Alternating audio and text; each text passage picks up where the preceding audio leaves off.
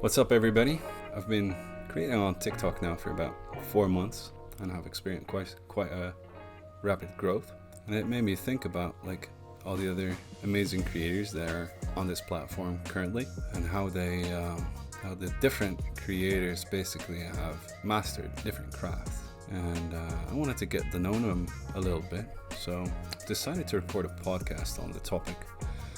Mostly the things that they excel at, or at least are good enough at, that they draw the attention of other people.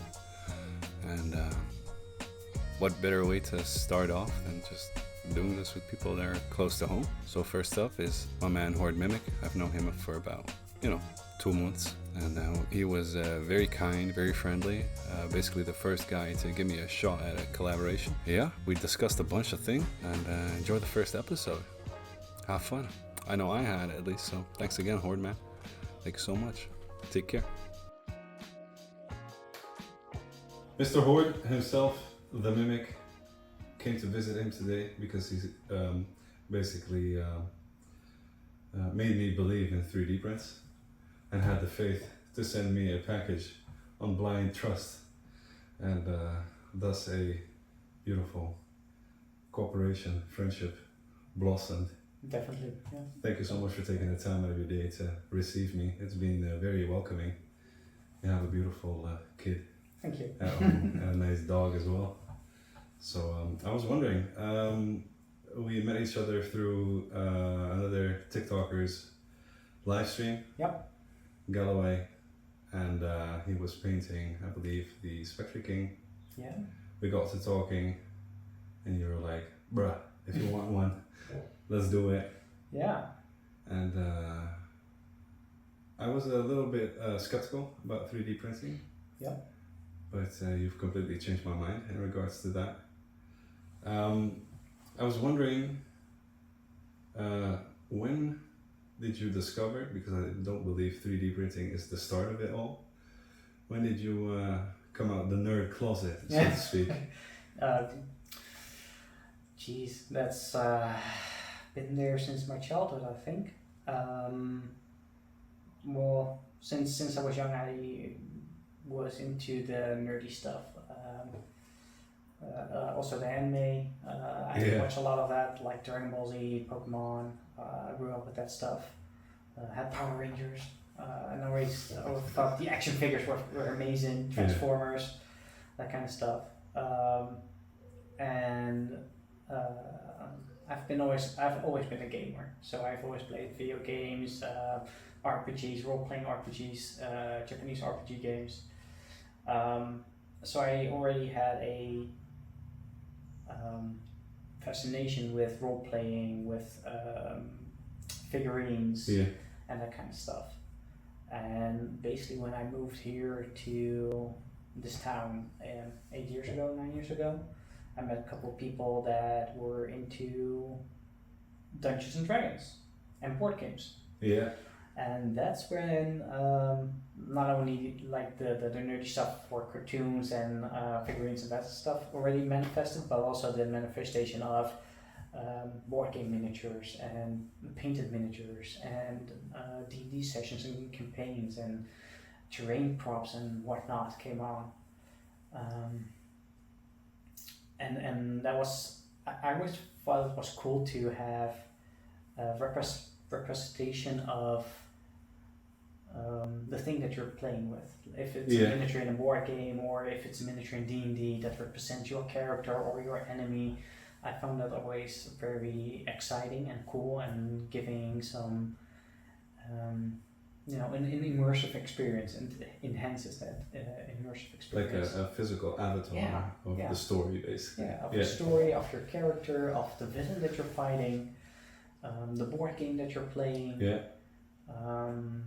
So that basically, like 7 years ago, I really got into D&D, and got my first miniature on Hero Forge, printed it out through a third party, and decided, you know what?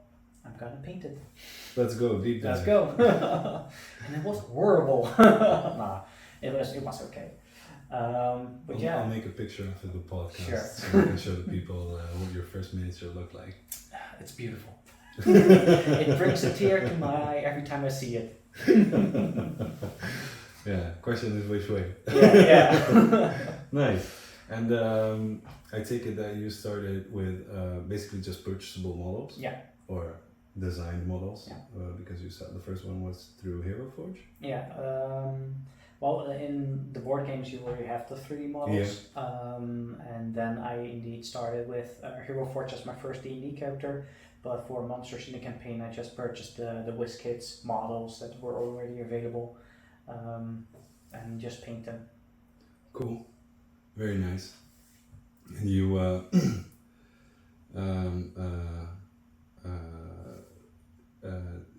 you basically started painting them. Mm-hmm.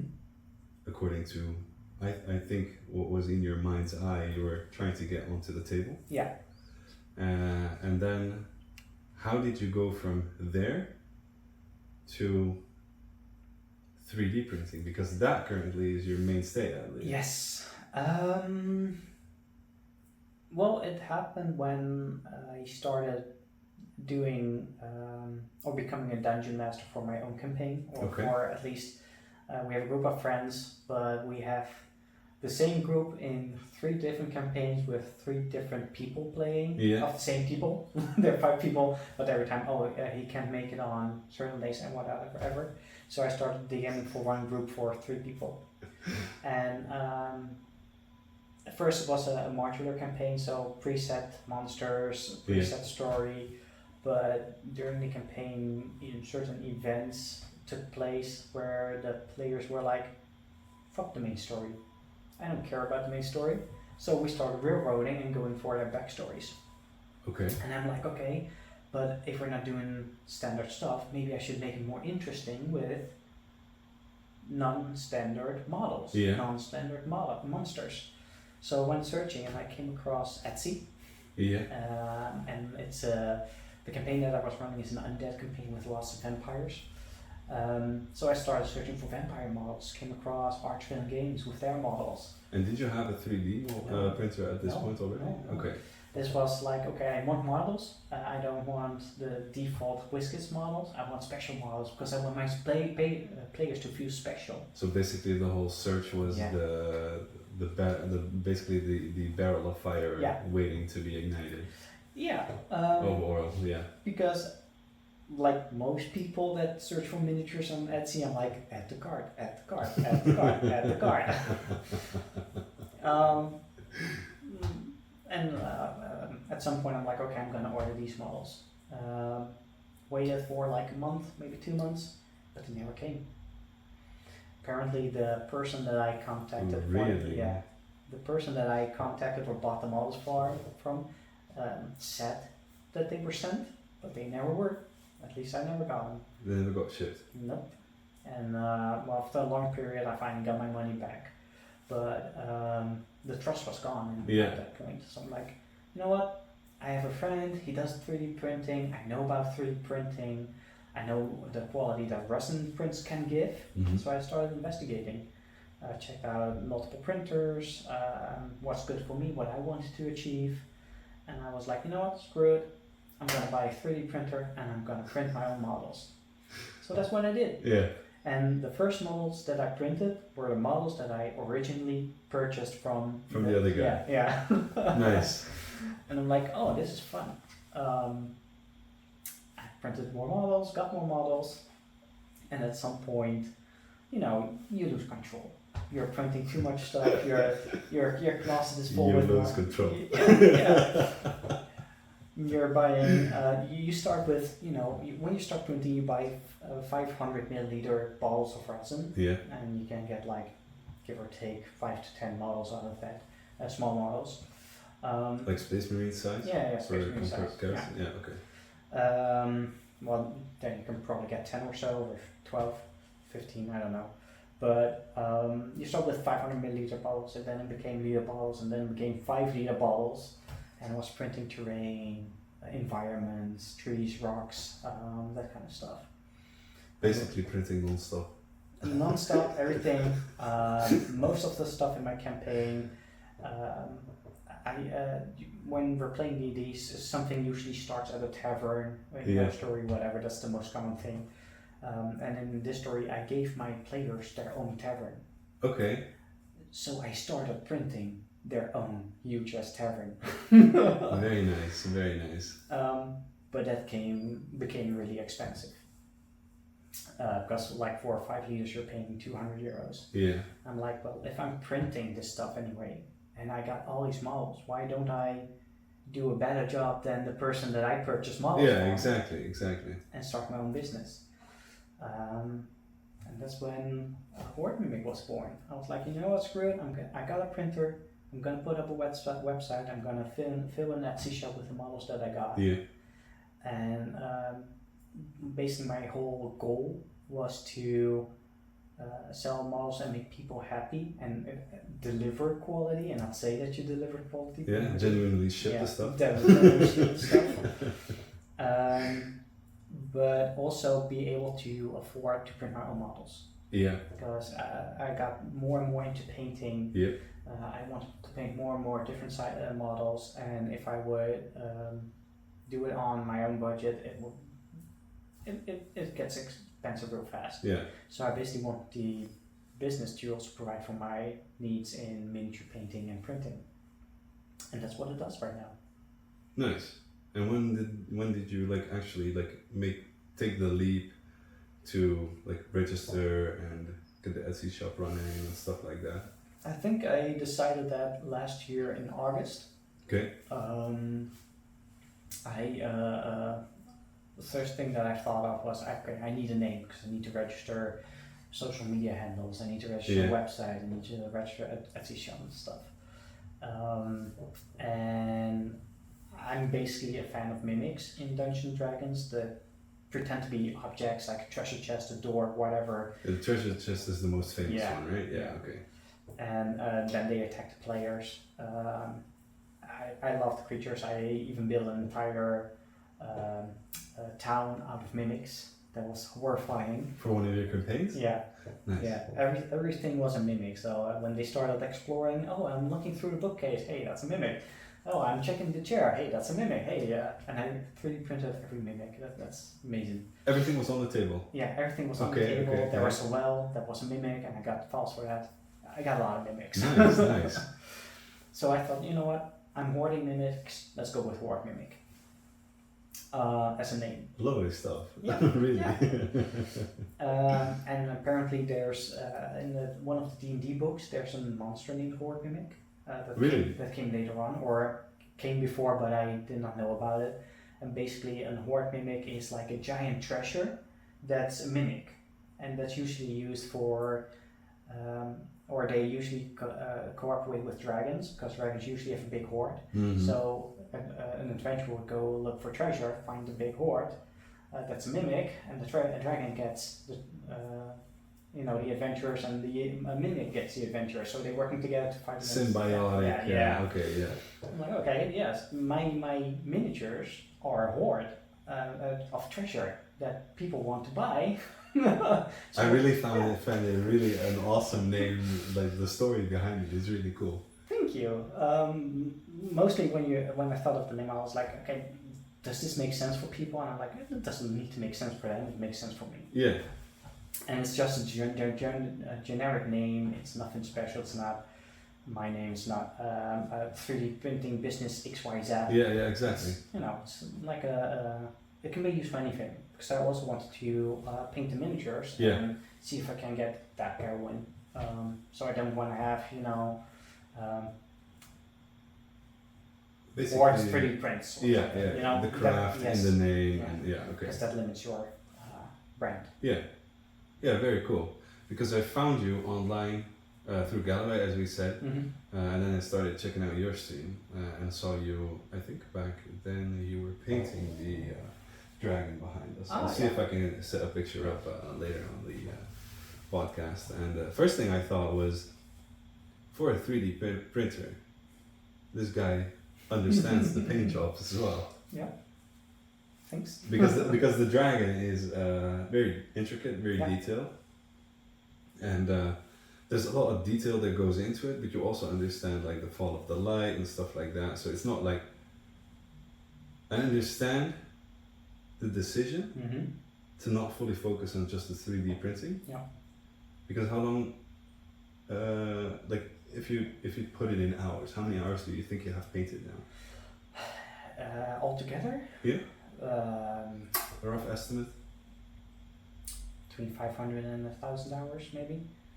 Okay. Give or take. I'm not too sure because I've been painting on and off for 6 years, so it's hard to put a number on that. Yeah. But if I take a look at my models, most models I paint between the more detailed between 15 and 25 hours because I take my time. I've done worse things. Yeah. And I got, I don't know, here 10, 12, and some in there as well. So I got probably 20 models fully painted. So 20 times 25 hours, give or take. Yeah. And I've also seen you like push boundaries and stuff like that. Yeah. Because currently we're all basically just half painted or are painting busts. Yeah. Using all these different techniques. The 3D printing business in and of itself, I mean, painting takes up a lot of time, as I know for myself, for example. But having the 3D printing done, like, say for example, I would place an order, because last time you did basically everything for me. You just let me pick a model, which was the Lady of the Moon. I'll see if I can, show the viewers a picture of it. I absolutely have no clue as to how long it takes from order to receiving the package, which shipment, of course, is something you don't control, but how long does it take to get from someone placing an order to... Well, let's say that I got no running orders and you're the first one to place an order. It takes about, if it's, let's say the Lady of the Moon, for example, it takes about 30 minutes to an hour to get that ready, to download the files, slice the files, and get the supports done. Most stuff come pre-supported, but I'm not always a fan of the support structures used, because sometimes they do supports around certain areas, like an arch that's hard to remove, so you have to use clippers, and I want to minimize that. Yeah. Plus, some of the artists use, not all of them, but use really thick supports. And the resin I use and the printer I use don't need really thick supports, so I basically redo the supports for some of the prints. But it takes about 30 minutes to get an order, let's say an hour, 30 minutes to an hour, to get the order to the printer, and then we have to wait, because the printer does most of the work.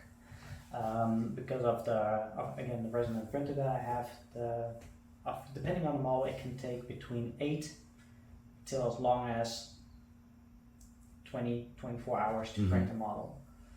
But that's only printing the model. Then you have to get it off the build plate, which can be a challenge sometimes, and you have to remove the supports. Now, these days I have a very efficient way to remove supports, so I can get that done for basically a sledgehammer. No. With Lady of the Moon, for example, there are some very fine details like the hair, the spikes that you have to be careful around when removing supports. But like most of the parts that are on the back, you can just pull the supports off really easily. Yeah. And I use the hot water method, they call it. Basically, I got a bucket with warm water in it. I put my model in, take them out, and then you can almost peel the supports off straight away. Okay. Straight from the printer into the water? Straight from the build plate, off the build plate in the water, and then you can remove the supports. Okay. But that's the general supports, and most of the supports are removed. Then you have still the fine supports that hold on to the arm, to the cloth, that you need to remove by hand.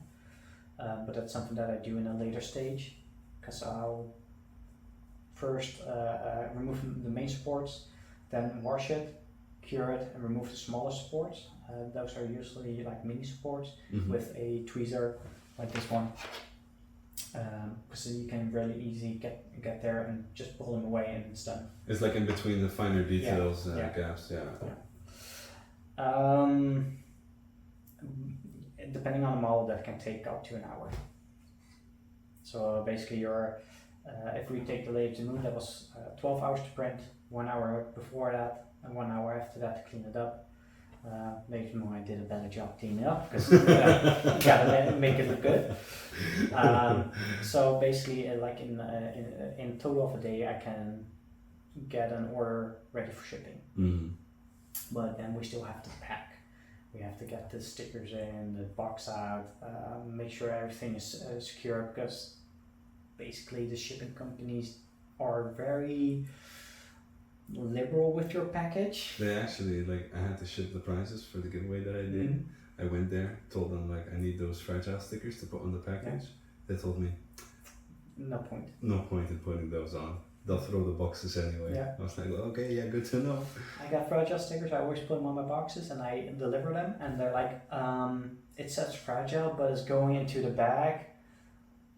Yeah, nobody's gonna handle it. No, but it's more of a precaution that if somebody, in the van, they see the fragile thing and they're like, okay, I'm not just gonna throw it in there.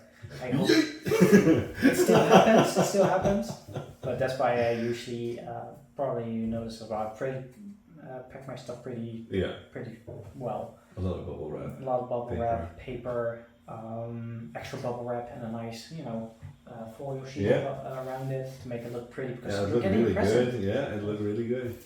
You're getting a present, and I wanted it to feel like a present. So there goes an extra hour of packing, depending on the order. Nice.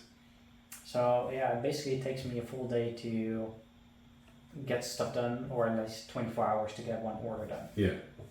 Okay. Yeah. Very nice. Because I genuinely had no clue. All I had seen was the I think they're called PLA printers. Mm-hmm. That's all I had seen. Wasn't impressed with the quality that they could put out, to be honest, and was highly impressed when I unpacked the Lady and saw the stuff on your own stream and that of Gallows when he did the Spectre. It's genuinely amazing stuff. That's also one of the reasons why I thought, like, you know what, you had a bad experience with 3D prints. Let me show you that there's quality stuff out there as well. Yeah, but it's not the resin. Well, it can be the resin, of course, but in my view, it's also the one controlling the software, the printer, the process afterwards, the cleaning up, and the whole shebang. I had the feeling that when I opened the package, that a lot of care went into making the model as perfect as possible. Of course, it's resin, so stuff happens, warps a little bit and stuff like that. So that's a part of it.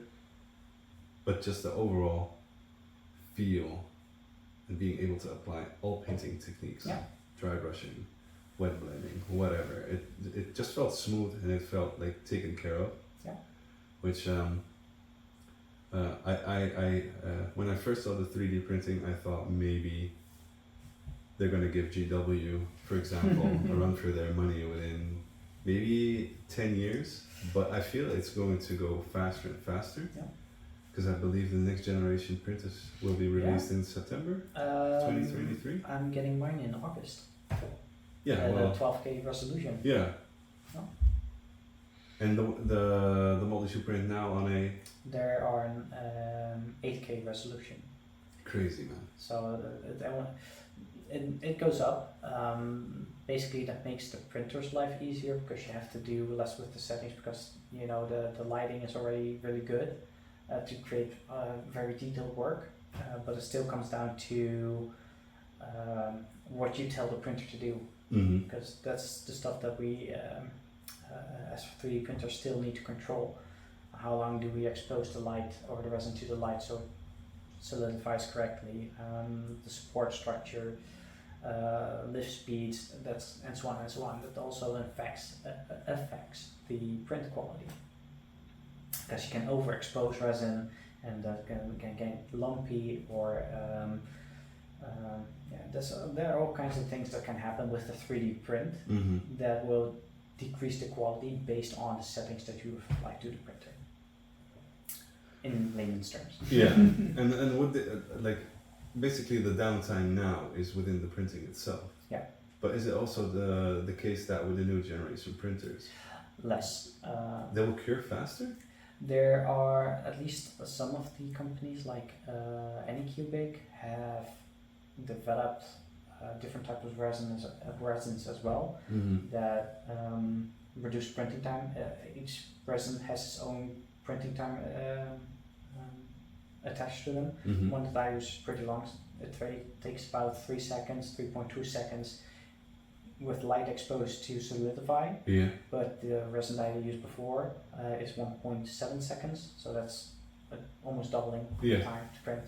And they even went further, like the lady of the moon took 12 hours to print. I can print that on a new printer with the new resin in probably 4 hours.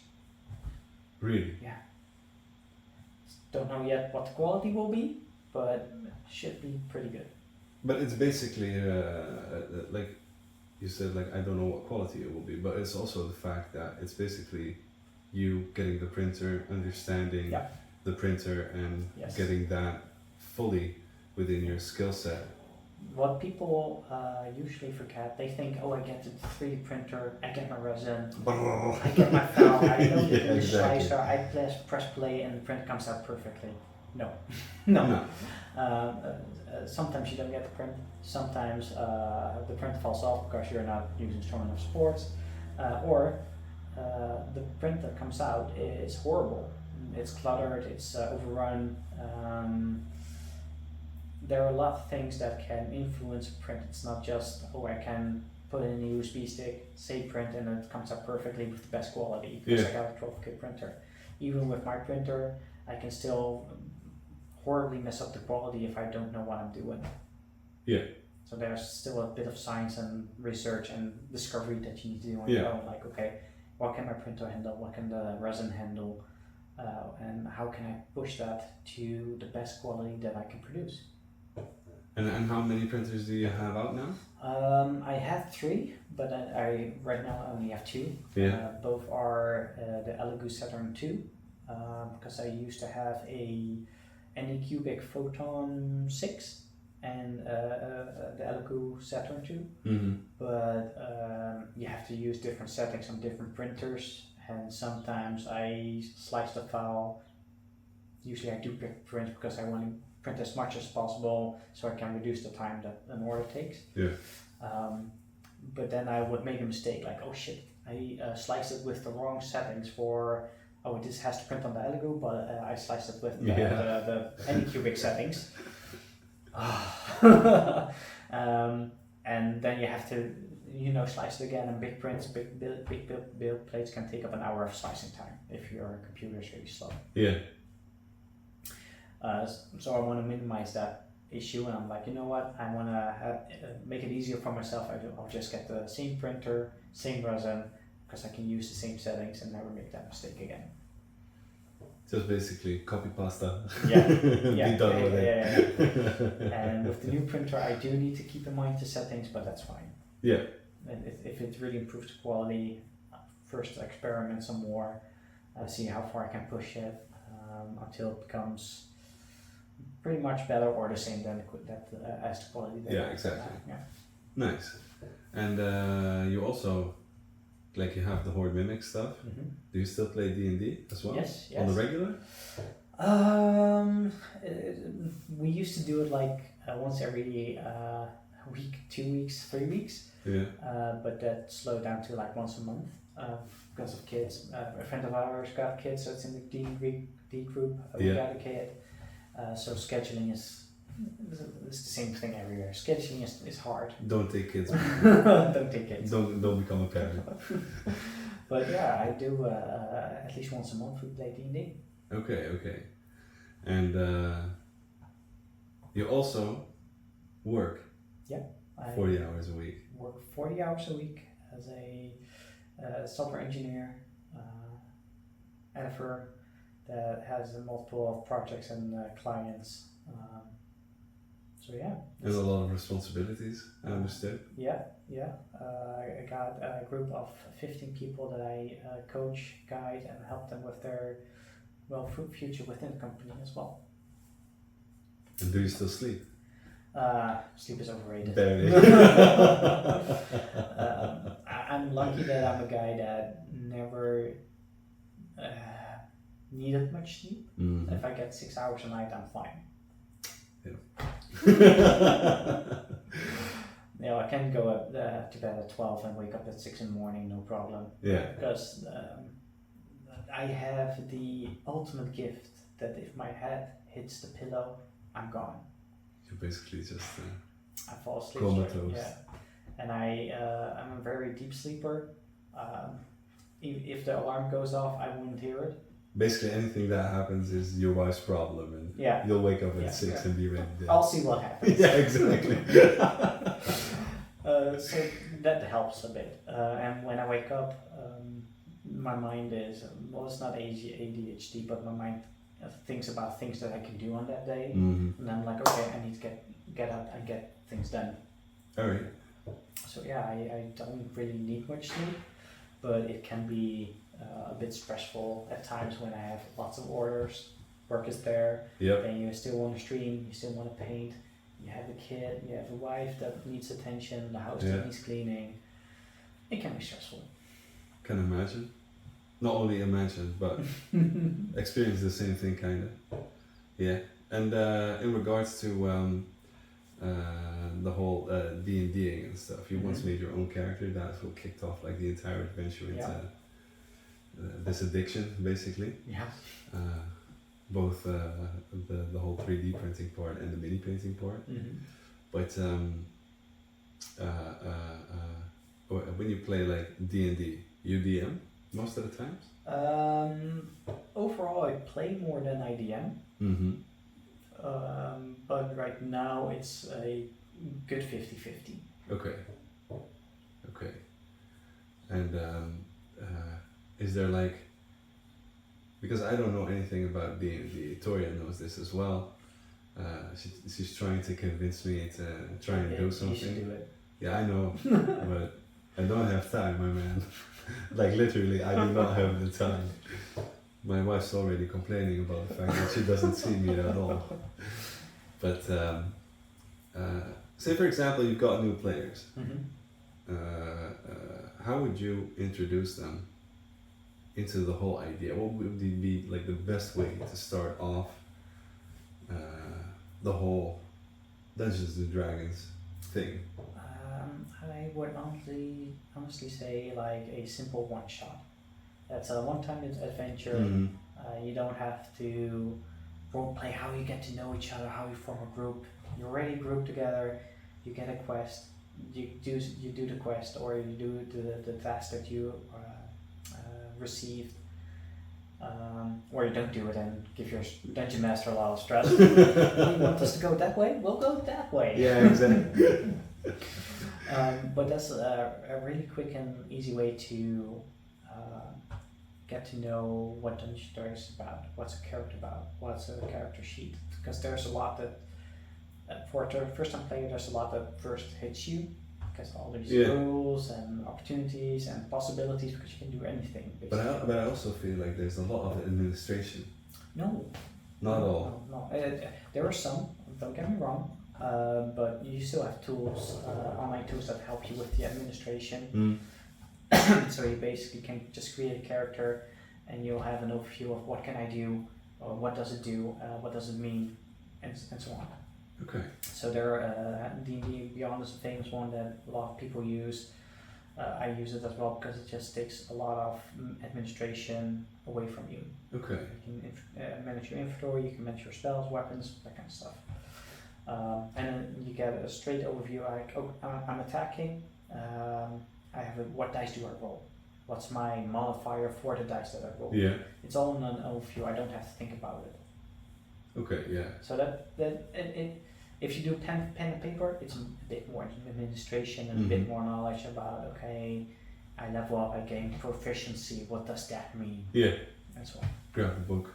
Yeah, we started with that. It was fun. And then It was fun. Yeah, it gave me a lot of insight on I'm a guy that if I dive into something, I, research everything. Yeah. So basically, even before I played my first game, I already had read the player handbook 5 times. I already almost memorized the spell list of every class. What? You were correcting Yeah. the people that were introducing you. No, I'm not. I'm not a rule lawyer, but I am an encyclopedia. That. Walking encyclopedia, Yeah. basically. If somebody's like, oh man, what was the spell that gave you an extra D4 guidance if you're looking for skill checks? Yeah. But if you want to get started, simple one shot.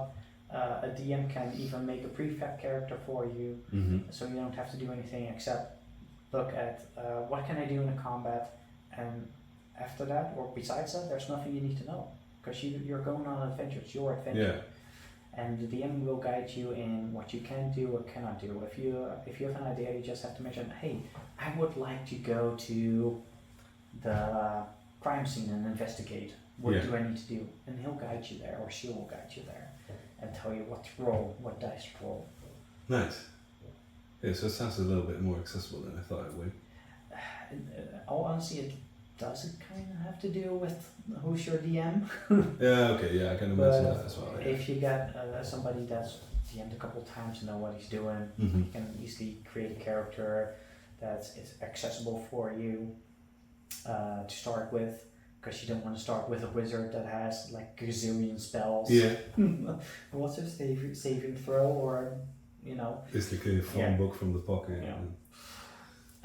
And he can just guide you in what can you do, what do you need to roll, what are your options, how would it turn out? Because if you have a new DM and a new player, sure, you can figure it out together. That's what we did. But you'll probably be like, discussing more about what the outcome might be, what the rules say, what we want, and so on. But it can be very accessible if you start with a simple one shot. And did you start off this way as well? No, I took the hard route. You like hard knowledge? No. A friend of mine got me into, like most people, Critical Role, this famous Dungeons and Dragons group. I also watch other things like Dimension 20, Dash Camera Action, this kind of stuff. But that already got me into what the possibilities are, what you're doing, what can you do on a turn, and so on and so on. And when we first started, we're like, you know what, we know what to do because we watched those shows. Yeah, so we just started with a campaign, a modular campaign. And our first session took like 4 hours just to get out of town. And was this together with your wife as well? No, she joined later on. Okay. This was with a group of friends, and I was always so enthusiastic about it, and telling stories about what we did and how we failed or when we succeeded. And she's like, you know what, I'm kind of curious now. Yeah. So she wanted to try at some point. And this started all off with pen and paper as well. Yeah, we started off with pen and paper. The one thing that I really wanted was a mini, because that's an opportunity for it. So we started off with the first session was with pen and paper, no miniatures, whatever. And the second session I had a miniature. I'm like, this is my guy. Regardless if you brought yours, this is my guy. Yeah. But everybody else like, oh, you got a miniature. I will get a miniature too. And now you guys play on like full tables decorated to the brim, or? That took some time. When I started DMing, before I got the 3D printer, I used cardboard and paper just to create houses, trees, rocks, that kind of stuff. And I have wood in the shed where I created a grid on. Yeah. And that would be my battlefield, so I could really bring out the battlefield and be like, ta-da! Fight. These are the paper houses now. These are the rocks. Here are the trees. Where is your character positioned? Nice. And then we got into the resin, and that's the expensive. The expensive part of the hobby. And I don't always do that. I still use a lot of theater of the mind. So just telling the story, especially when we're on the road, just theater of the mind. Just in key situations when I know there is an important fight coming up, or somebody's really closing into not the villain of the campaign, but the core NPC for their background story. I try to make that experience extra special by using printed miniatures. Okay. Because if you do everything, even if you print a whole town, because there's a lot of towns, you cannot print every town. And it's at some point it's not special anymore. If You can, but yeah, I can, but let's be fair, that you have kind of money. you have to sacrifice your firstborn. Basically, Yeah. Need more printers, need more. No, but the most important moments in the campaign or in the story arc, I try to make it extra special for them. Yeah. If they are facing a pinnacle boss, I want them to actually face that boss on the table. The whole situation being as epic as being told. Yes. And do you like tell the story beforehand and then like pull out the meanings? Yeah. Close your eyes, everybody. For example, with the Mimic Town, because that's the first house that they entered, I already pre-built the house and miniatures and that kind of stuff. And I took a photo of that. And when a player comes to a house, it's an empty town, they see a house, they're like, okay, I look inside, what do I see? And I just describe the picture for them. On the left you see a suit of armor, on the right you see bookcases, straight ahead there's a door with a couch and a fireplace next to it.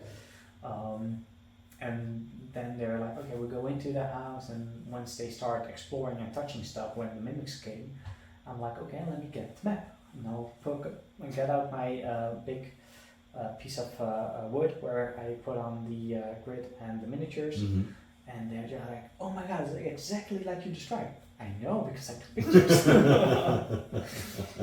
But the moment I do describe it so they can imagine it for themselves, and when I bring it out, it's always fun to see like, oh man, this is just exactly like how I imagined it. But then you can put your characters on the battlefield and you see the monsters, and it really feels like an epic battle war experience. Nice. I kind of, it sounds really nice, but I'm just very scared of the total time investment. Because I'm kind of like you. I used to roleplay in World of Warcraft actually, on role-playing PvP servers. Did that for about very hardcore for 4 years.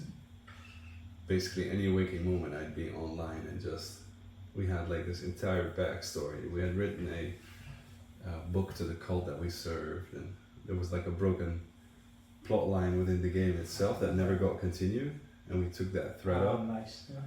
And I think it was 2 weeks ago, I googled some and actually found some of the old documents that we used online in some weird ass form. But and maybe a friend Pia Colada, buddy of mine, plays D&D. I think once every 3 weeks. Maybe I'll just go and sit with them once and just look at as to how it's played. Because I'm also just curious to all the different fandoms, since it's you doing it, and the 3D printing, which I'm also interested in, but no, it's more of a science, which takes a big time investment, which I do not want to take away from the mini painting. And the whole D&D thing, I just find it highly curious that they started off, the whole 3D printing bit basically started off with your passion for D&D. Yeah, that's basically it. And would you say you wanted to share that passion that you feel and make it accessible to other people as well? I mean, yes. You profit on it, of course. It's a business. It's a business. I do profit on it. I do, since I'm really competing on Etsy, the margins are low. I'll be very fair with that, or honest about that. This basically means buy on the website, his website. Yeah, buy my website. But margins are I don't think I'll be rich from this. That's not the goal. The goal is to provide people with quality miniatures that they can use to increase the immersive experience of their games with, or to provide somebody with an epic miniature that they can paint and be excited about, or show on stream oh, what are you painting? Yeah, I'm painting this epic miniature. Oh, wow, amazing! That kind of reaction. That's the thing that I'm looking for. And to be very honest, the models out there for D&D, if you look at the WizKids models, I don't think they're great. Thank you. I agree. I mean, you have the pre-painted models. You see some TikTok creators, unpacking the D&D pre-painted art sets, and they're like, "Oh, this miniature is cool," and I'm looking at it and I'm like, "Oh my god, that's horrible. That's like, injected. You see the mold lines. The paint job is just, very horrible. basic most of the time. So I want, if people really want to increase their immersive experience even further than the default miniatures, that's what I want to provide. And there are a lot of talented artists out there that create insane pieces, like the Lady of the Moon, the Spectre King, the Anubis bust. This one. The Blood Knight General over here. There are a lot of people that create really good miniatures. Quality costs a bit more than the default D&D miniature that you can get for $2, but it is handmade basically. And it doesn't bend. It breaks, but no, it doesn't. it is delicate stuff, especially the resin that I use. I prefer quality over sturdiness. Yeah. It can break, but then again, it's easily fixed with some super glue. True. And if you really want to go even further, you can use resin to, make it seamless or increase the durability even more. Yeah. But it's just, if you're, if I use my own example, I have an undead campaign with vampires. But if you've seen one vampire in D&D, you've seen them all, basically. Honestly, I wouldn't know, but you mean the Reaper Bones stuff? If you have fought one vampire, and you have one vampire miniature, you've seen every vampire in D&D, basically. Okay, yeah. Not totally true, but that's to a certain degree. Yeah. But I want to make it even interesting for my players, because I got a lot of players that know a lot of monsters. So I want to pull something out that's also a vampire, but they don't know yet. Our Swim game has some whole series on undead monsters like blood cloaks, undead riders, vampire bats that came alive, like they're actually bats mutated into vampire. That throws players for a loop. They don't know what to expect, what it can do. Plus, it looks freaking epic. And just to my knowledge, do you use an existing profile for those monsters, or can you create them yourself as well? I can create them themselves, but most artists deliver a D&D 5e module with stat blocks and attacks. Really? Yeah, you do. So you're done, basically. You download the file, order it through your website. Well, I cannot sell the stat blocks because they don't allow that. I can only sell print models. But you can get the stat blocks online through their own stores. You pay that's pretty cool, man. Yeah. So you don't have to be like, okay, I got this model, now I need to know or think about what it can do. They already thought of that. Yeah. If it's 100% balanced, I don't know, but then again, as the dungeon master, you can change anything you want. Basically. Yeah. If you think it's going to be too strong, it's going to obliterate the party. One swing. You get home early. Yeah. That's that campaign. Yeah, exactly. I wasn't feeling it anyway. Okay. But it can make an encounter really epic. If you had like an example in the Undead campaign, if you fought one vampire where you know who the big bad evil guy is, you can still throw them for a loop by making it look like the big bad guy was just a puppet for an even bigger bad guy. Yeah. And then can come up with one of these extremely big models that looks so good that the players will be like, oh my god, what is this? That's so nice. Yeah. So you get a lot of freedom as a DM. I mean, you have your own 3D printers, of course, but the possibilities... Endless. Yeah. Endless. And the quality is really high grade. It's high grade. It looks good. Yeah. The models look good. They are well put together, and they just wow every time. Even if it's not painted and you look at it, you're like, wow, that's a pretty cool monster. Yeah. If it's the pose, if it's the armor, it doesn't matter. No, it's in my opinion always better than the default miniatures from WizKids. Yeah. I used to work for a toy store that sold them as well. I once painted one of them. I don't really enjoy the quality. No. So if you have a sturdy brush, there's even a chance of you actually like pushing back items when you're touching it with your brush. But yeah, really cool, really cool. So basically, you just you bring it to life with the capabilities that you have, and just go from there. Yeah. Luckily, you're a DM. Your friends are lucky to have you as a part of their gaming group as well, I take it. Yeah, but our friend group has a guy that uses FDM printer. Yeah. So he's doing all the terrain. He does some of the terrain, but he, for example, puzzle boxes. There are puzzle boxes in D&D that you have to figure out how it works. He just prints you a puzzle box and it's like, there you go. Good luck. Good luck. I'm going for a beer. Be back in half an hour. And you have to actually try to get it open. Nice. I mean, that's just enhances the entire immersive experience, the role playing that you do, and it makes the role playing a bit easier because you got the physical item. Like the puzzle box, you're actually trying to look with your group. How the hell do I open it? Where's the hidden ledge? So cool. Yeah. So we got a group of people that are good at role playing, are good at FDM printing, resin printing, painting. So basically, fill each other. We complement each other very well. So you heard it here first. Get yourself a diverse group, skilled in everything. Get yourself a group. So cool. And you've been painting a lot as well. Yep. Honestly, I feel like your skill is really making like leaps. Thank you. I mean, not like like talking from like a higher position, but I've seen like what you've painted beforehand, seeing what you're painting now, and I feel like you've generally like grown as in your understanding of miniature painting. Yeah. And like just a second ago, you told me so the time of print is decreasing, quality is staying the same, or is getting even better. Hopefully, yeah, that's the idea.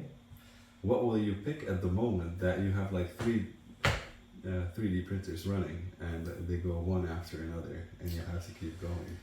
Yeah, good question. Can imagine it being a difficult one because I've seen you whenever you have the time, you are streaming on TikTok and showing your stuff, painting. Yeah, I mean, I love 3D printing because it's also a zen moment for myself. Removing the supports, cleaning it up. Sometimes it can be tedious, but mostly it's just also a way for me to relax and unload and not think about all the other stuff that takes most of my brain capacity. Yeah. But in general, I think that if I have to pick, I would just prefer to paint than print. Really? Yeah. Did not expect that, to be honest. Nah, I mean, I love printing, but at some point when it's in the printer, and then you're basically mostly cleaning up. Yeah, okay. Which is fine to do, but it's more like that's a must, and that's like, oh, this is the most fun I've had in ages. Let's remove supports. Cleaning. Then I would rather prime and paint a model. Yeah. Cool. So if I get faster printers, get more time to paint, I'll definitely do that. Nice. Yeah, very cool. Is there anything you wanted to discuss? Because I mean, well,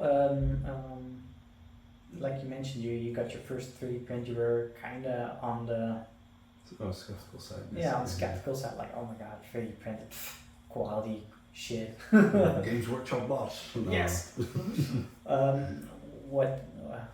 How do you look towards your future as a miniature painter? Do you think like you're gonna be painting more 3D printed stuff, or you're like, no, it was fun to paint, I'm sticking with the Games Workshop stuff? It's a good question. I think looking at popular media,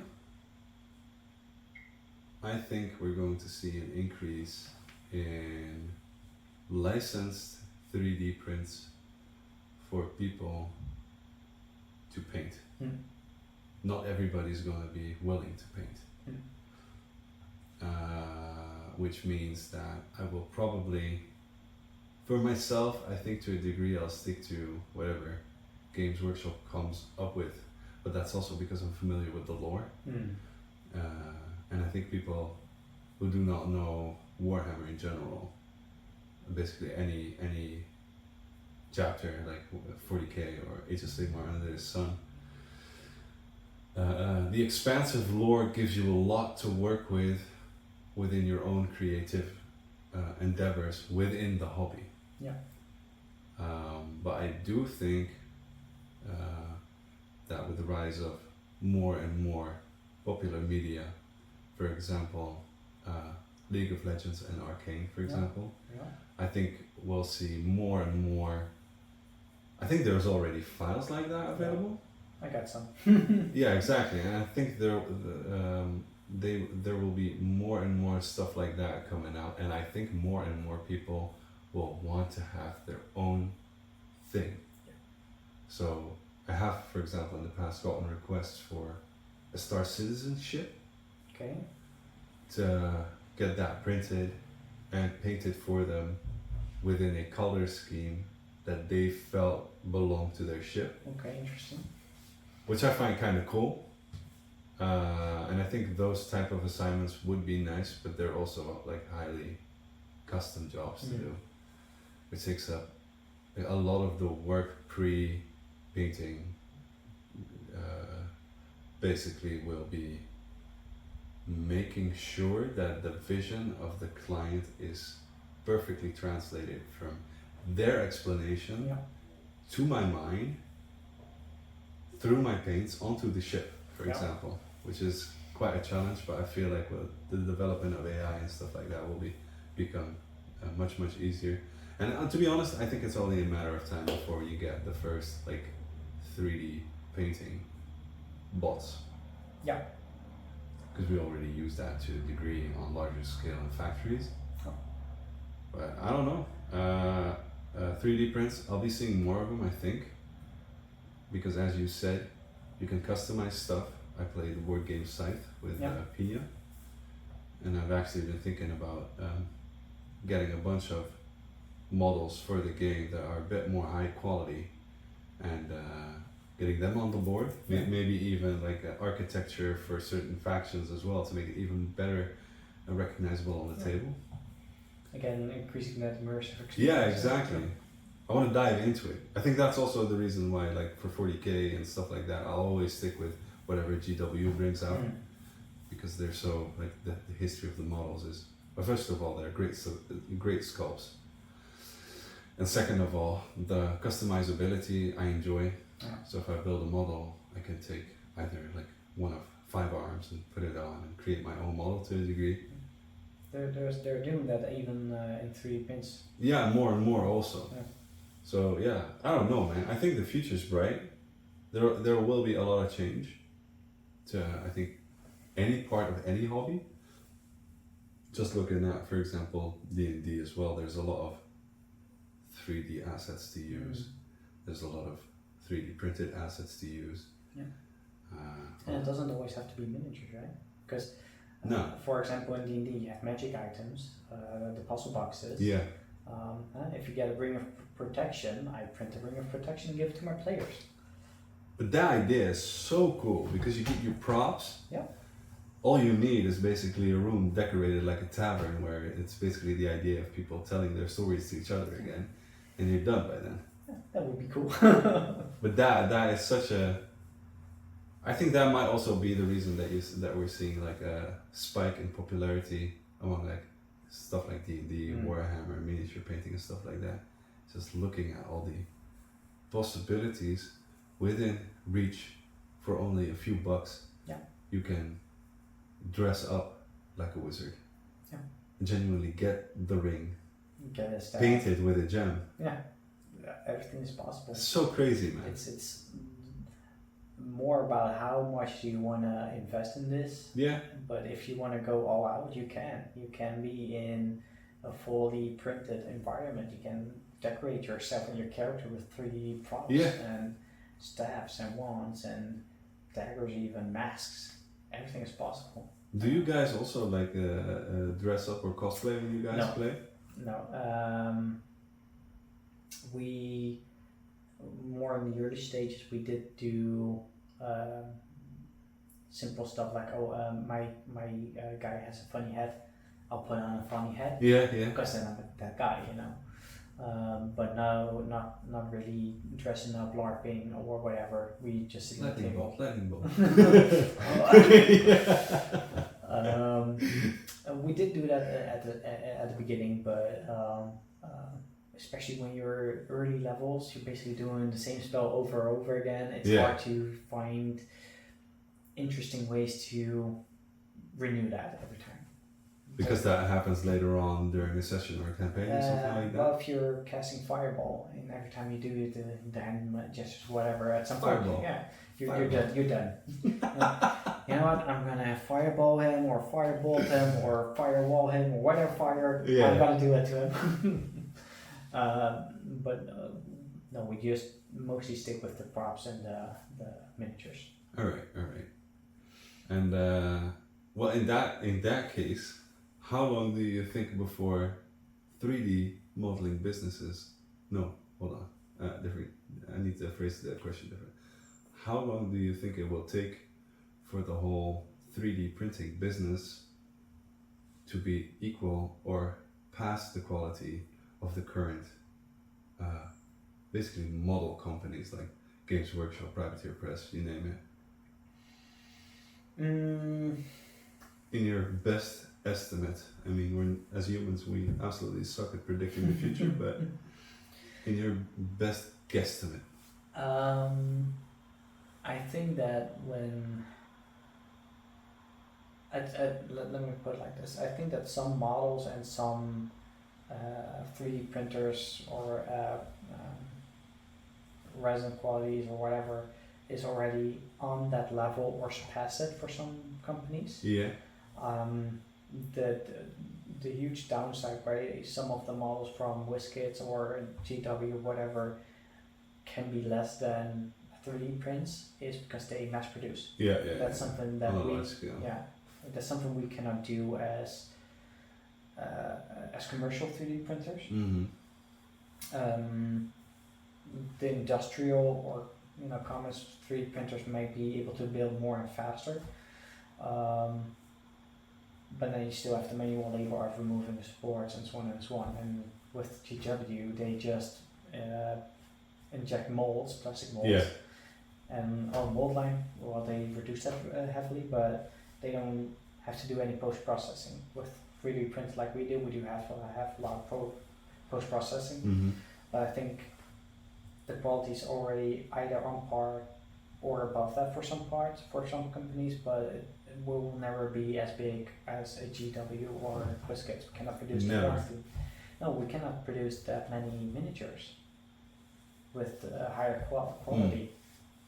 Because if we want to do that, we're going to injection molding, and then we're basically doing the same as they do. Thing, yeah. And we're not using the 3D printer anymore. I like that. It's kind of a realistic outlook on the whole. Yeah.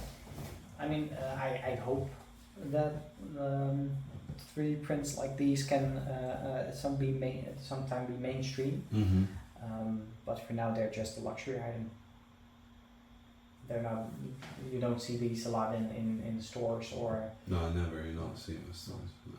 It's usually because you notice that yourself. They can be very brittle.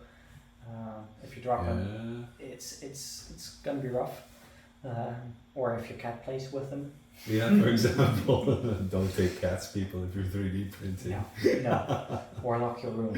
Yeah, exactly. But everything has its pro and a con. Mm. Personally, if you like the customization, if you like to be diverse, then a resin print is something that you really want to look into. Yeah. But if you're like, you know what, I want to have an army.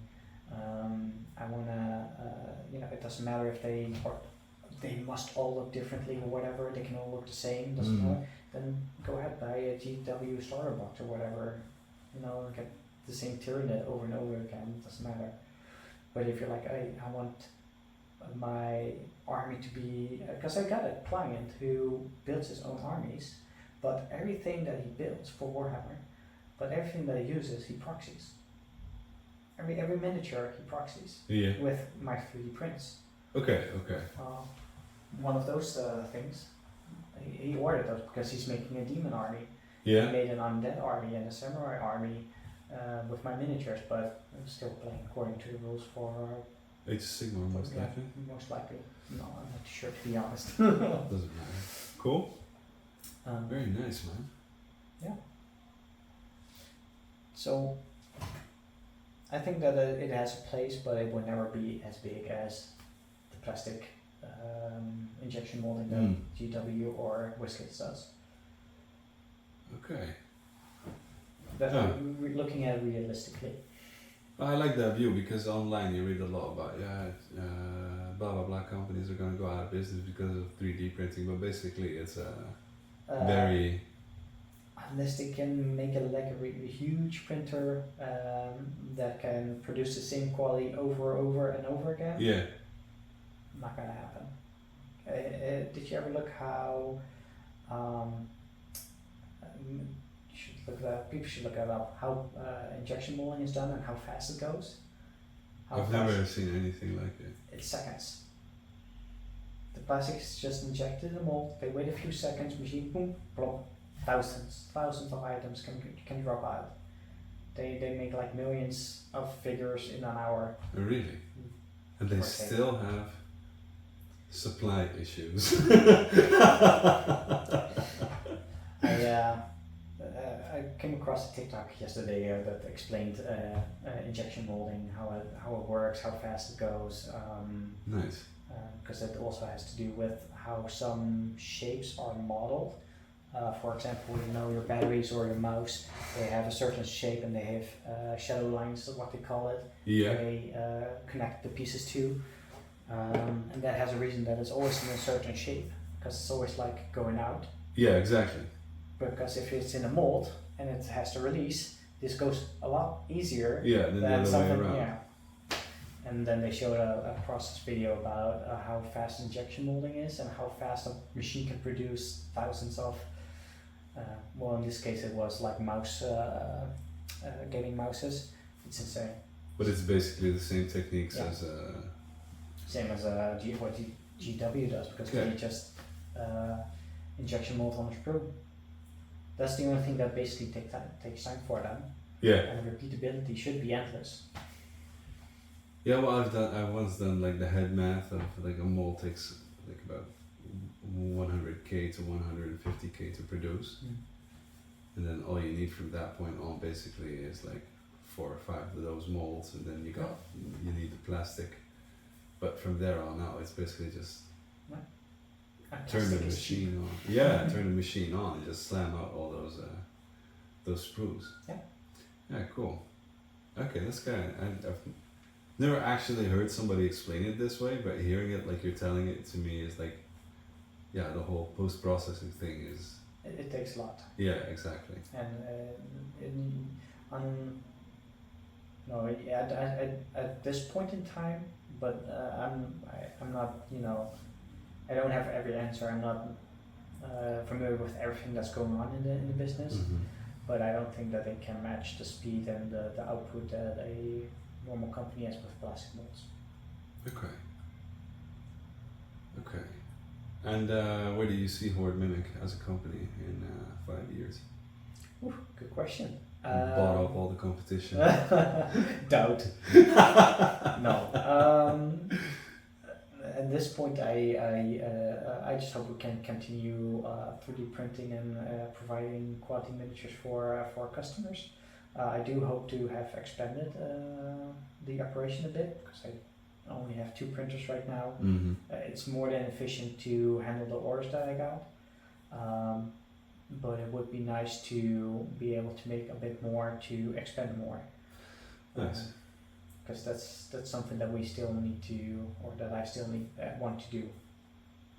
Because like I said, sometimes it can be kind of stressful if you get like 10 orders and some of them are pretty big. Yeah.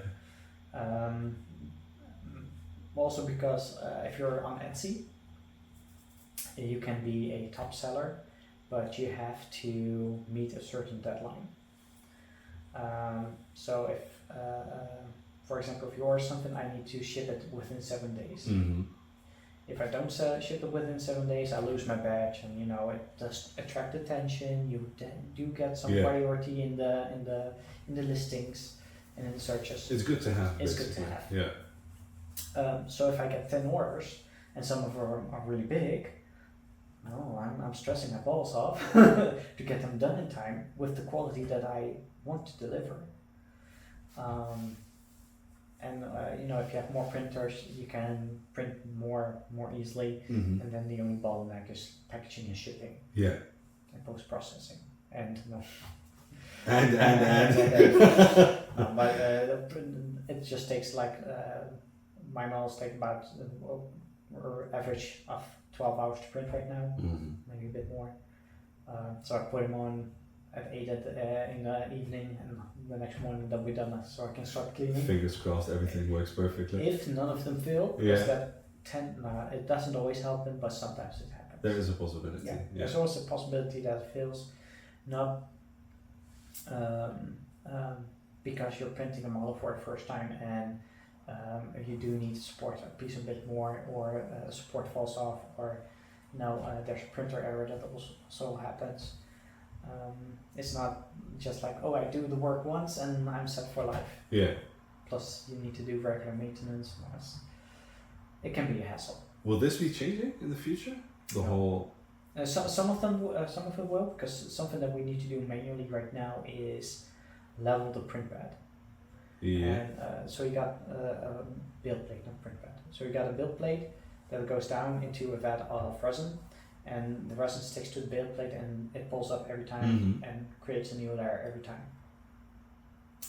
That needs to be perfectly level with the screen. That's the LCD screen. If it's not, and if it's not touching each other, for example, it prints in thin air and it doesn't stick to anything, so the print fails.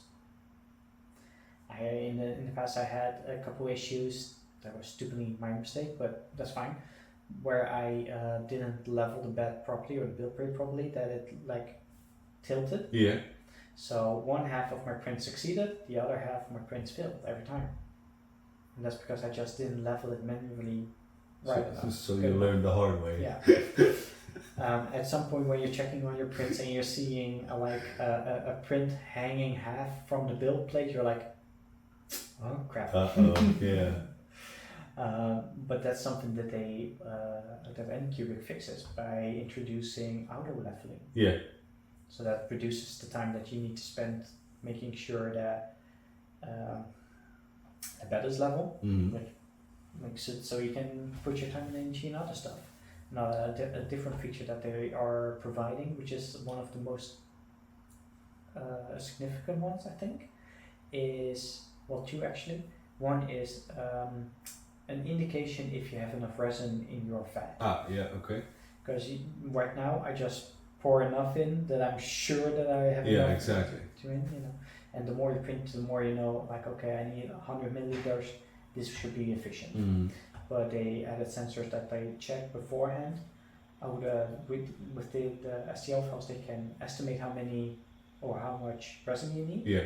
And then they have a sensor in the printers that can detect how many resin is in your vat. So they can always know that you have enough resin and your print never fails because you don't have enough. Yeah. That's a cool feature. And the other thing that I think will save a lot of starting printers a lot of headache is force detection. What I mean by that is the resin is in a vat with plastic, an FEP. Yeah. Where light shines through, and basically it's printed on the build plate and on the plastic. And what happens is the build plate goes up, uses the force to peel the print loose from the plastic and onto the build plate. I don't fully understand, but I feel like it's because I am missing the knowledge behind it. Yeah. Because normally you have the build plate. Yeah. That starts upside down. Yeah. Goes down. And it starts pulling up. Yeah. And it basically what happens, there's plastic. Between the plastic and your build plate is resin. the build plate is not fully on the plastic. Okay. Because the resin that's between there is hit with UV light and cures. So it's cures between the build plate and the FIP sheet, sticking those two together. Okay. The build plate goes up and pulls the plastic with it. The bottom Yeah. plastic? The bottom plastic with it, but the plastic is stuck, because you pinned the vat down to the machine. So basically the build plate is peeling it off the plastic. And making room for another layer to be Yes. added. Yeah. And that force that you needs to be good. The FEP, the plastic needs to be tight enough to easily let go, but not loose enough to go all the way with the printer. Yeah, yeah. So it keeps sticking and you don't print another layer, for example. And do you have to do this now manually? Yeah, because every time you replace the FEP, you need to make sure that it's tight enough. Then you have to do a print to see if it's tight enough or it's loose enough. Mm-hmm. At some point you have done it enough times to get a feeling, okay, this is tight, this is loose. There are some ways with measuring the megahertz of the FEP. What people do is they replace the plastic and they take an object that they use every single time and they bang it against the plastic and that gives it a certain megahertz of frequency. Are you for real? Yeah, and they say that needs to be for, depending on the printer and the plastic, that needs to be like between 220 and 300 megahertz, for example. Really? Yeah. Yeah, and the thing that AnyQuick has done is they introduced a new feature with their printer that detects if the force is strong enough for you. So if it's not good enough, you can run an analytics program and they test it. If you're new to printing, it makes it a lot easier to see, my print failed. Is it the FEP? Is it too tight? Is it too loose? And it's basically what I'm hearing from you is that the whole checklisting process of getting to printing is being automated. Yeah, very nice. Okay. So it will be easier for people to get into 3D printing. The prices are going down for the printers, which is fantastic. So they're making it easier. They're making it faster for experienced printers because they don't have to manually check it every time. Less room for errors. Yeah. So it's taking huge leaps every year, and that's good for the business, good for the quality, but also good for people that were like me. Like, I want models. I want to print them myself. It makes it more accessible for them as well. Yeah. Let's go. Yeah. Very nice. Cool. I don't know, how long have we been sitting here? I have no idea. An hour and 17 minutes. So I can go on forever. Well, me as well, but that's kind of the thing. I still have an hour and a half's drive from here. Fair enough. So anything you would want to leave with the people listening, watching?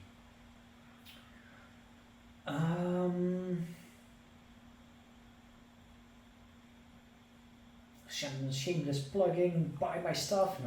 No, sure, it's all good. I mean, I honestly, like, whenever I painted the Lady of the Moon and did not paint the Lady of the Moon, but whenever I spoke of her, I plugged you because, one, you're just very kind.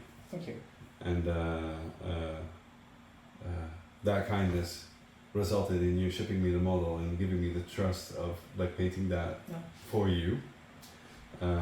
And giving me a second one, which we gave away as well. So I feel like you're like small time, just making it accessible. So if you want to plug Hoard Mimic, my man, plug Hoard Mimic. This is your 15 minutes of fame.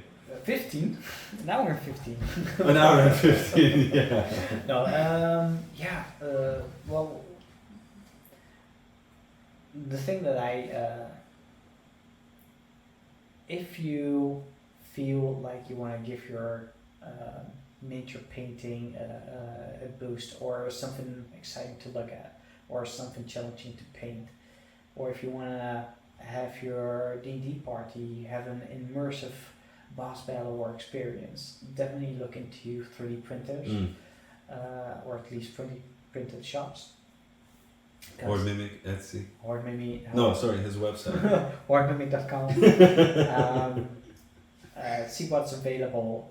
Reach out for people, because the thing, but even with my stuff and other people as well, we have so much files. We have so much models. How much did you have?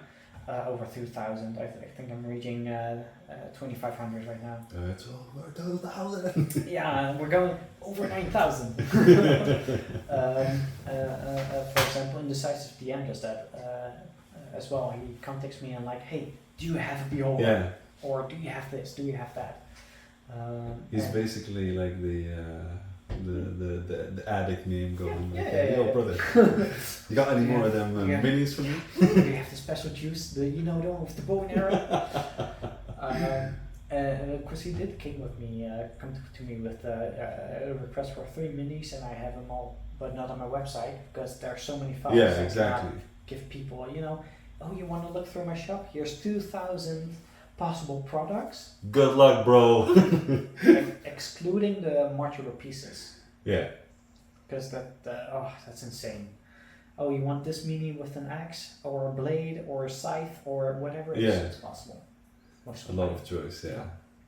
But if you want to really elevate your experience, if you want to really paint something that is detailed, cool to look at, check out 3D printers, check out Hoard Mimic, check out people that you feel that you want to give a shot on delivering you with some amazing stuff. Yeah. And you basically want like 10 orders of the biggest models you've got, right? Through Etsy? Only 10? No, it would be cool to have more orders. I make plenty to keep the business running. Yeah. But if we do want to expand, we do have to increase the orders. And with increasing orders, we can increase our quality as well, because I have more time, more resources, and more willingness from the wife to spend some more energy and time into this. Yeah, most definitely. So you heard it. Check out hoardmimic.com. Thank you so much for your time. Thank you. We'll possibly do another one in the future again, because I'm very curious as to where you're growing and whatnot. But we speak almost on the daily, if only shortly through other people's streams or whatever. But thank you so much. You can find him on TikTok. I'll put all the information in the description below, and if you have any questions, whatever, maybe leave them in the comments on this vid as well, or contact him through hoardmimics.com. Yep. And then all kinds of Discords as well. Yeah. Just add me, because I got the everything muted. Thanks again, man. If we ever do something in the future again, we'll tell you guys. And thanks so much for listening, watching, and I'll see you with the next one when we travel across Holland again, maybe. Or Britain, or I'll take Hoard with me. We'll have a good time. Yeah, awesome. Thanks.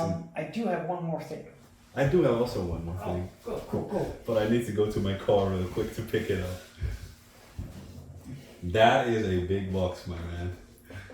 There you go. Should I open it here? Yeah, sure, go for it if you want. This is a little present from me to you for the corporation. And I think that everybody should have something amazing to print and paint. Brother, this is insane. It still needs to be cleaned up because it's fresh off the printer this morning. At least the last few parts. I'm gonna take some pictures of these, you guys, to show them in the screen. Als je niet over doen gaat. Dankjewel, jongen. I do know that you paint a lot of corn, demon-like creatures. So I got one of my latest demons. Those are orcs, but I also got my latest demon queen. Oh, brother. Ik krijg gewoon kipvel vast. So good. This is so good. I've been really looking forward to painting one of the like Slaneshi type demons for 40k. Well, this one is huge, brother. Yeah. Yep. It's pretty big. Holy shit. and the detail is insane. The quality is insane. Still needs to clean up a bit It's of all sanding, good, but man. that's fine. Wow. This thing is ginormous. I think it's bigger than. Fuck me. I think it's with the wings on. It's probably gonna be bigger than the Bodalock that I did, because it is huge. But the wings as well. It's so intricate. The details. It's insane. lovely, man. All the little Yeah, the trinkets. same as on the Lady of the Moon, I think. Yeah. What the veins on the wings. The attention to detail is mind blowing. This is going to be so much fun to paint. Wow, dankjewel gast. Echt super vet. I'll take a picture of these and add these on screen. Yeah, really cool. Deze zijn ook gaaf man, die orks. What the fuck. Ik ben even helemaal weggeblazen. Dankjewel. Alright, I'm gonna be quick because I think I left my bottles. Yep. So I'm gonna get that because I brought you something from Friesland. Probably cut this out because I'm gonna take about a few minutes. But, It's all good. I'm gonna be right back. You see, car keys. Got them here. Are you sure? Are you sure about that? So. Out of breath. Oh, good. So, not as sexy as a box, but you told me that you were working on your health Yeah. and on a diet, and you wanted to celebrate once you're done. Yeah, definitely. I'm not a beer drinker, that explicit, but I hope this is something you can celebrate with. It's a bunch of them. Frisian beers. Oh. Different kinds from I think 2 different breweries. Nice. Grutte Bier Triple, nice. Which, nice. is named after a warrior that used to roam the Frisian landscape, Seriously? and whenever the Hollanders couldn't pronounce Boeterbree en Green Sies, die dat met zeese kennis gin op jochte Friesk. What the fuck? Which basically means if they couldn't repeat that sentence, they wouldn't be Frisian and he would chop off their heads. Nice. Well, those look amazing. I like triples, I like blondes. Nice. I've Everybody never heard likes of them, blondes. so that's good. Well, thank you very much, man. I really Yeah. appreciate it. Thanks so much for having me, man. You're welcome. You're welcome. And yeah, these apple juices will come in. Welcome. Yeah, well, super. Thank you all so much. It's been amazing. Next guest, I don't know who it's going to be, but we'll see in due time. Maybe you would like to see somebody in the podcast. Ooh, yeah. There's lots of people that I would love to see. Maddie, Galloway, somebody closer to home. Don't know on the top of my head that's gonna be, but We'll see we'll see. in due time. Thank you again for tuning in, and see you guys next time. Adios.